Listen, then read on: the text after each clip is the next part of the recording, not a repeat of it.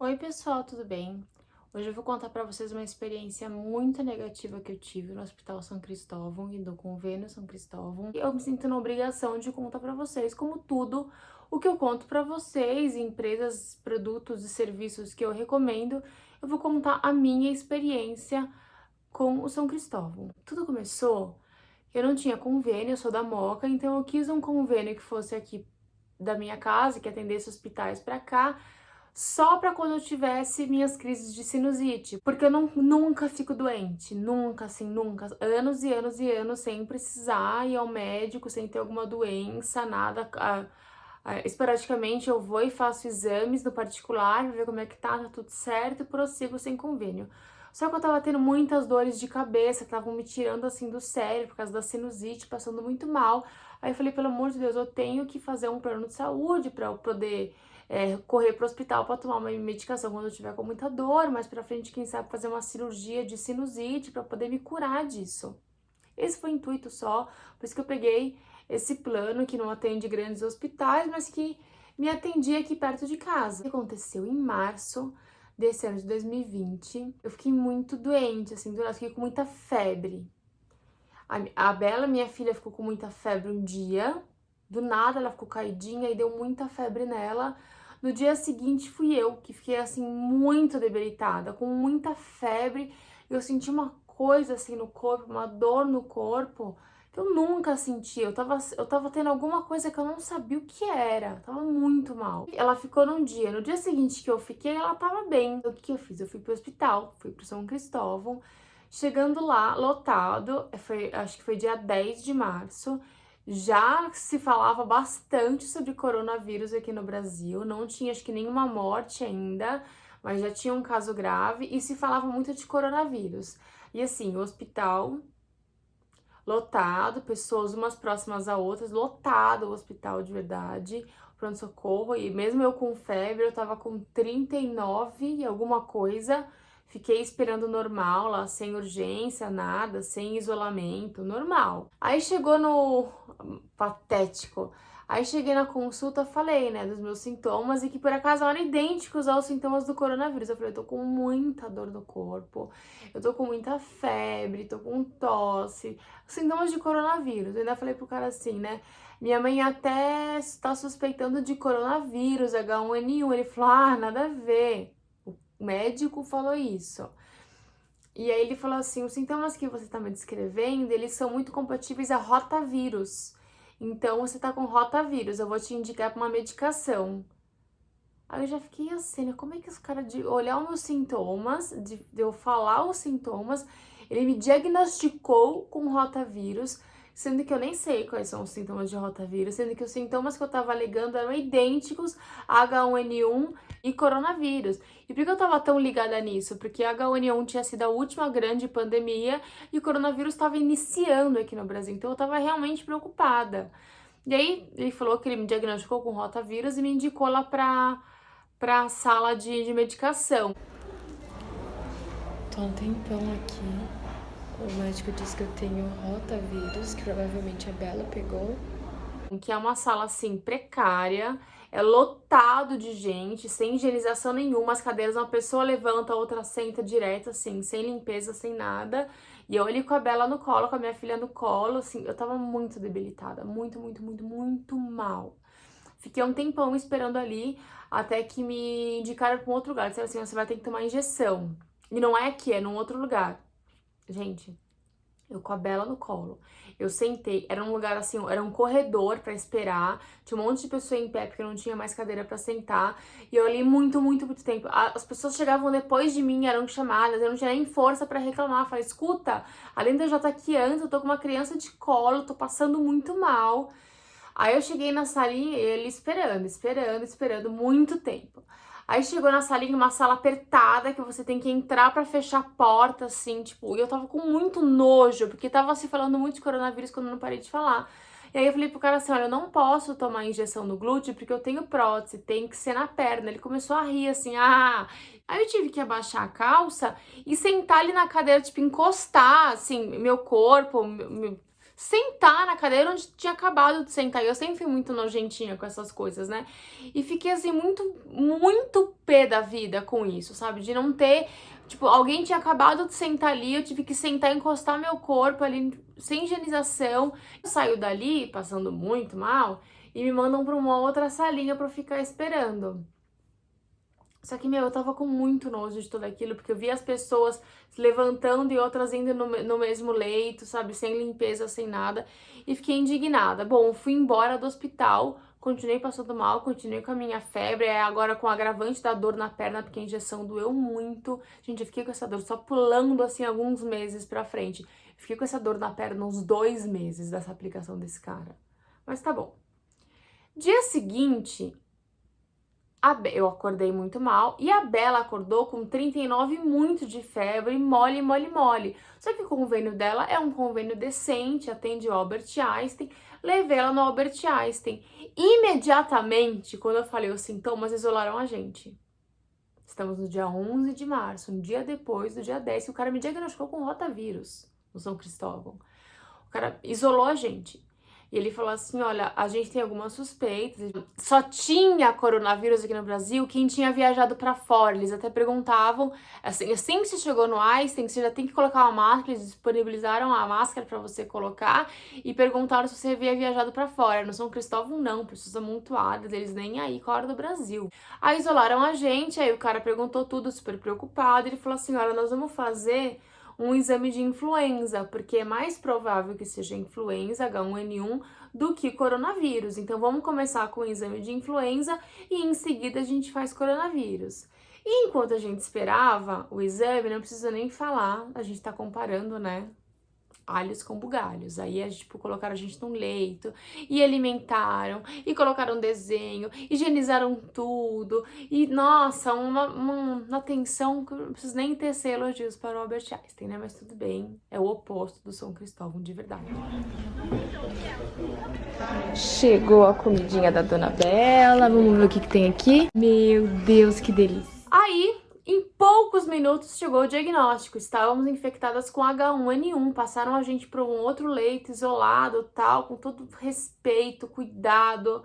Então, quer dizer, estávamos com H1N1 e o médico de um dia anterior me diagnosticou com rotavírus, tipo, é muito perigoso, porque H1N1, ele é muito compatível com o coronavírus, ele é quase igual, e ele é altamente contagioso, então todas aquelas pessoas que eu tive contato um dia anterior podem ter pego, pessoas que sentaram naquela cadeira depois de mim, pessoas que deitaram no leito, tudo, porque não foi higienizado, não foi nem diagnosticado, e eu estava infectada com H1N1, eu e minha filha, então tá bom. Aí fomos curadas, tudo bem, passou essa história. Toca para minha fertilização in vitro. Tô lá para minha fertilização in vitro, quando eu preciso fazer alguns exames. E esses exames que a gente faz, quando a gente faz fertilização in vitro, eles são muito pontuais. Você tem que fazer um exame num dia, o exame tem que sair no mesmo dia, porque dependendo do resultado, você tem que aumentar a sua dosagem de medicação. Aí minha segunda parte do pesadelo de São Cristóvão começou aí. Eu ia fazer um exame e eles diziam que o prazo mínimo era de 5 dias para o resultado. Eu fiquei assim, gente, como assim? Como assim 5 dias para um exame de sangue que é básico, que nos outros lugares é no mesmo dia? Aí eu passei a fazer exame de sangue no particular. Quando eu precisava saber assim do mesmo dia, eu tinha que fazer no particular. O convênio não estava fazendo sentido nenhum. Aí fiz minha fertilização e tinha que saber ali os níveis de beta pra gente poder saber como que tava a gravidez, qual o número, porque dependendo se tava baixo, se não dobrava depois de 40 horas, a gravidez não tava evoluindo, quanto que tava a progesterona, que se saísse o resultado na hora, tinha que tomar mais progesterona. E assim, eu fiz um exame de gravidez que o beta-HCG, gente, qualquer lugar você faz o beta, sai no mesmo dia. O prazo era de 6 dias. Aí o que eu fiz? Como eu tinha que saber no mesmo dia o número para saber se ia dobrar, para poder dobrar a medicação e etc, o que eu fiz? Saí do laboratório, atravessei a rua, em frente fica o Hospital São Cristóvão. Fui lá e falei assim, ó, expliquei toda a situação. A mulher, tipo, com muito mau gosto, me tratando muito mal. A médica falou assim, você não vai fazer o exame aqui. Você tá com alguma emergência? Você só poderia fazer o exame aqui se estivesse sangrando. A gente não vai fazer o exame aqui. Volta pro laboratório. Gente, desse jeito. Eu tinha acabado de descobrir que eu tava grávida. Eu precisava saber os níveis, como é que tava. A mulher me ignorou, mandou eu voltar pro laboratório. Voltei pro laboratório. E o prazo de exame saíram 6 dias. Mas com a urgência que eles iam me pedir, ia sair com 3 dias. Aí eu falei, não é possível que eu tô passando por isso. Voltei a fazer os exames no particular, aí eu consegui acompanhar os meus níveis de hormônio no particular, porque o São Cristóvão, mais uma vez, não me atendeu. Tá bom. Mas o grande pesadelo começa num dia que eu acordo e tô sangrando. Grávida, poucos dias, uma semana, que eu descobri, tava sangrando muito.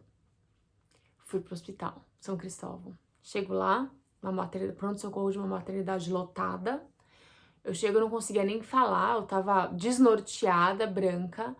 Eu cheguei e falei assim, olha, eu tô grávida, eu tô sangrando muito e eu preciso ser atendida agora. Ah, tá bom, vamos fazer a sua ficha aqui, aí você vai esperar a triagem te chamar.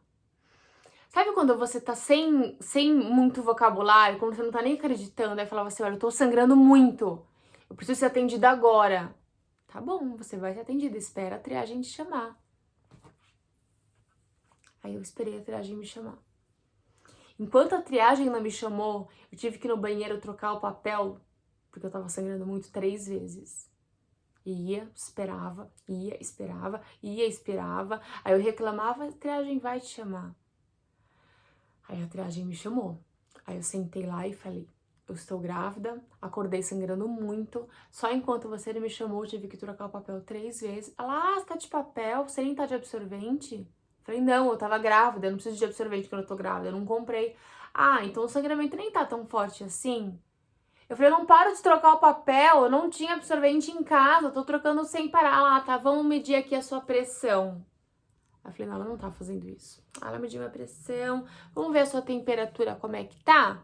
Coloca a temperatura e eu falava assim, que pesadelo, que pesadelo, que pesadelo, que pesadelo. Aí ela fala assim, olha, aí tem alguns níveis de urgência, né?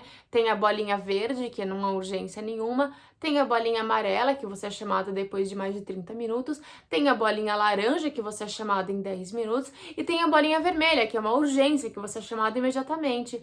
Ela me deu a bolinha amarela, que é a segunda mais tranquila, ela achou de boa uma grávida sangrar muito. Tranquilo, né? Não é tranquilo uma grávida sangrar muito? Não é normal, gente? Então tá bom, então ela me deu a bolinha amarela, que é a segunda mais tranquilo. Aí eu fiquei estatelada, aí eu saí, sentei na cadeira com minha mãe e falei assim, já era, se tinha alguma coisa acontecendo, eu não vou conseguir fazer nada, eles não vão me ajudar. Isso já tava horas sangrando, eu cheguei no hospital já sangrando muito, já tinha passado mais de uma hora aí desde que eu cheguei no hospital, então tipo, já era. Esperei, pessoas sendo chamadas, e pessoas sendo chamadas. E aí me chamaram. Aí eu cheguei com muito mau humor à médica. Gente, o atendimento desses médicos do pronto-socorro da maternidade é péssimo. Muito mau humor, com muito mau humor, assim, sem acreditar. Eu cheguei, ela falou assim, vai lá, tira essa parte de baixo que eu vou te examinar. Aí ela chegou, cheguei, tirei a parte de baixo, ela fez exame de toque. Ah, o colo do seu útero tá normal, então talvez seja normal esse sangramento. Temos um problema. Eu, para poder saber se tá tudo bem com a sua gravidez, eu teria que fazer um ultrassom ou fazer um exame de beta-HCG quantitativo, que vai medir o número do seu beta-HCG. Só que nossa máquina de beta tá quebrada e nós temos um único ultrassom aqui na maternidade. E esse ultrassom, ele está lá na UTI. Então você vai ter que esperar o ultrassom chegar pra gente poder ver o que a gente pode fazer. Aí eu saí da sala.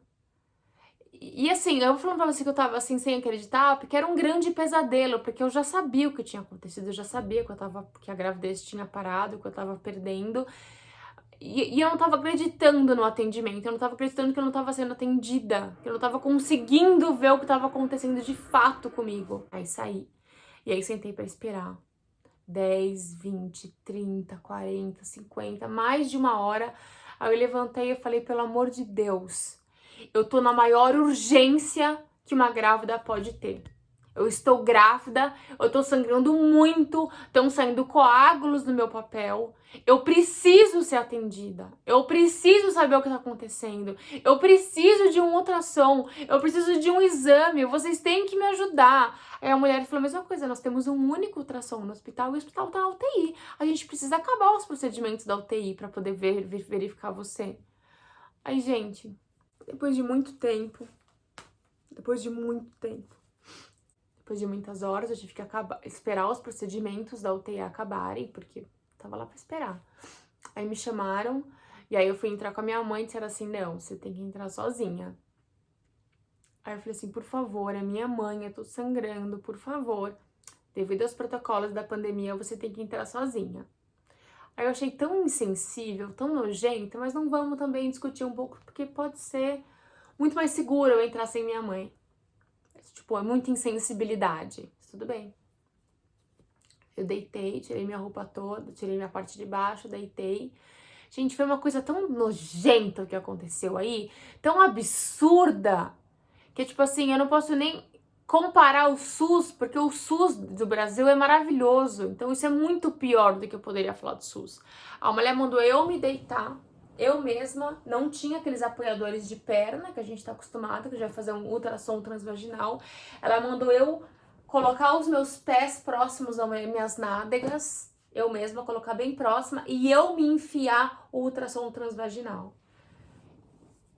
Foi tão pesadelo tudo que aconteceu até ali, que eu tava vivendo num pesadelo. Eu não tava acontecendo aquilo. Eu não sei se pra alguém aí é normal, eu nunca tinha passado por essa situação, eu achei nojenta, eu achei descabida. A mulher mandou eu me enfiar um ultrassom transvaginal, a médica. Achei nojento. Aí ela começou a investigar. E esse não vai ser o vídeo que eu vou falar de fato sobre a perda de gravidez, então eu não vou entrar muito em detalhes sobre isso.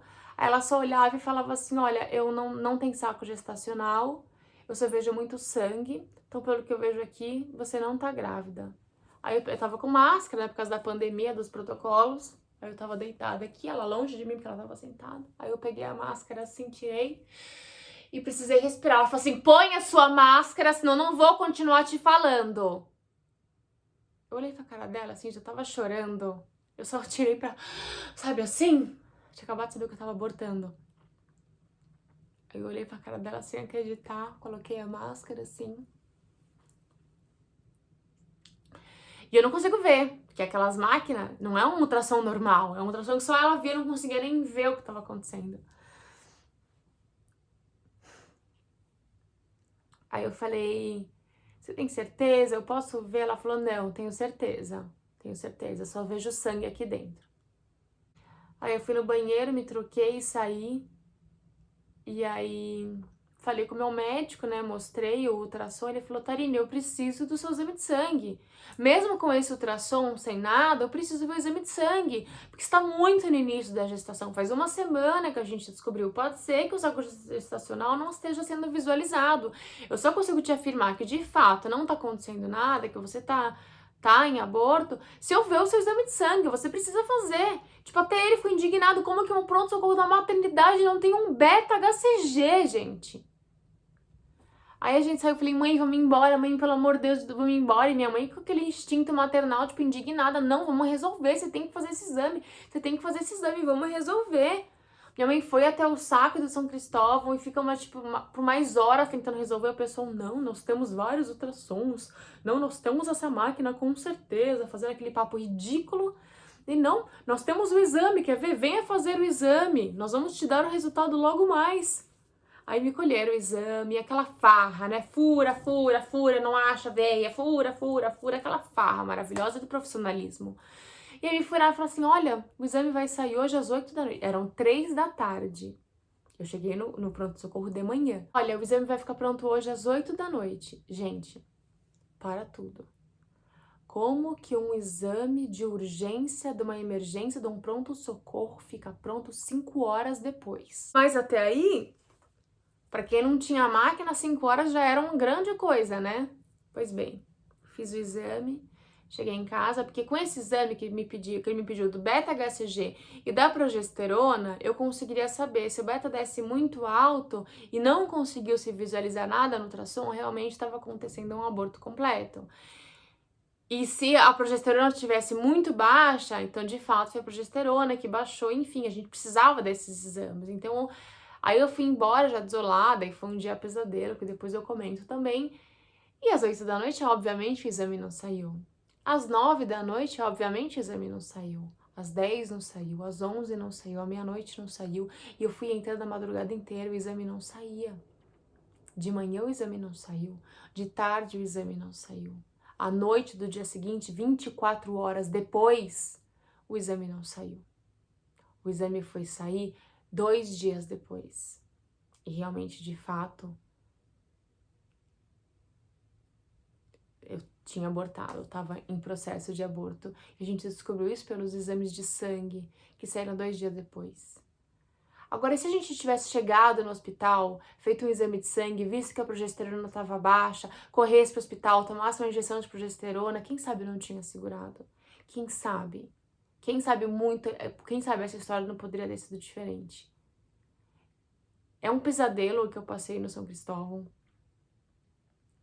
Eu tô em processo de sair, porque foi um pesadelo nojento, foi absurdo no tratamento, é precário, o atendimento é precário, o resultado de exames é precário, o atendimento de profissionais é precário, é sem cuidado, é diagnóstico errado.